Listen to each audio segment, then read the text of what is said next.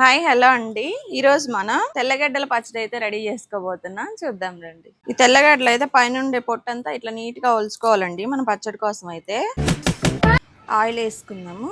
ఇప్పుడైతే తెల్లగడ్డలు వేసుకొని కొంచెం లైట్ గా ఫ్రై చేసుకుందాము. ఇలా కొంచెం రెడ్ గా వచ్చిన తర్వాత తీసేయాలి. ఇట్లా తాలింపు వేసుకుందాము. మినపప్పు, పచ్చెనపప్పు, ఆవాలు, ఇంకా ఎండుమిర్చి, కరివేపాకు. చింతపండు అయితే ఇలా కొంచెం ఉడికించుకుందాం. ఇందులో కొంచెం పసుపు వేద్దాము, సాల్ట్ వేసుకుందాము సరిపోయినంత, కారం కూడా. ఇందులో కొంచెం మెంతి పొడి, చింతపండు పులుసు,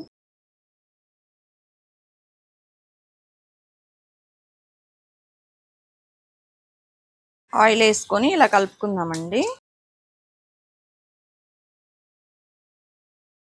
చూసారు కదండి తెల్లగడ్డ పచ్చడి అయితే ఎంత బాగా వచ్చిందో. చాలా మందికి జనరల్ గా తెల్లగడ్డలు అంటే నచ్చదు. హెల్త్ కి అయితే చాలా చాలా మంచిదండి. కానీ పచ్చడి అయితే కంపల్సరీ నచ్చుతుంది. మీరైతే ట్రై చేయండి మా పేజ్ లో, స్క్రీన్ పైన ఉండే నెంబర్ కి.